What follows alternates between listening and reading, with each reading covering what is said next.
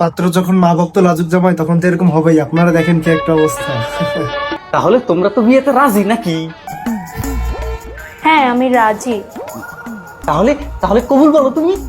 কবুল কবুল কবুল। বাহ বাহ বাহ বাহ, মাশাআল্লাহ। তাহলে বাবা তুমি কবুল বলো।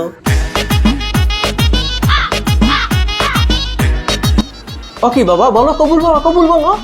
মাম্মি কোথায়, মাম্মি কোথায়? আমি মাম্মিকে ছাড়া কবুল বলবো না। ये फंस गया सी है। ঢং দেখলে বাঁচি না। এসব মা ভক্ত পোলারে কেমনি বিয়ে করতেন ভালো মতোই জানি। এর জন্যই তো লাবণীস ক্যাটারিং থেকে মজার মজার খাবার এনেছি। খাবার খাওয়াই আমার কথা বলাই দিব। ওকে বাবা বলো, মাম্মি কোথায়, মাম্মি কোথায়? এই দেখো দেখো তোমার জন্য কি এনেছি। কি এনেছো, কি এনেছো? এই তো দেখো লাবণীস ক্যাটারিং থেকে তোমার জন্য খাবারের ডালা এনেছি। কিন্তু আমার মাম্মিকে ছাড়া আমি খাবার খাবো কি করে? আমি মাম্মিকে ছাড়া খাবো না, খাবো না। এখানে অনেক খাবার আছে, তোমার মাম্মিও খাইতে পারবে। আগে তুমি খাও। নাও খাও। ও আল্লাহ করলে খাওয়ানো তো মজা গেলে।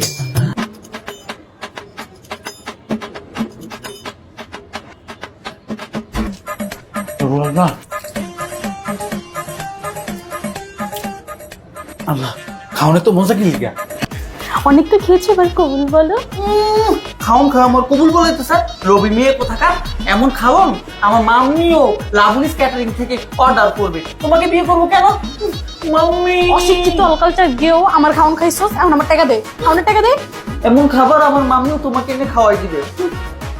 বিয়ে তো মনে হইব না, তাহলে তুমি খাওয়ান পাবো না।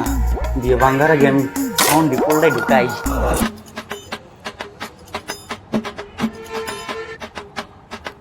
খাওনের গোষ্ঠী গিলা বিয়া করবি না মানে? মাম্মি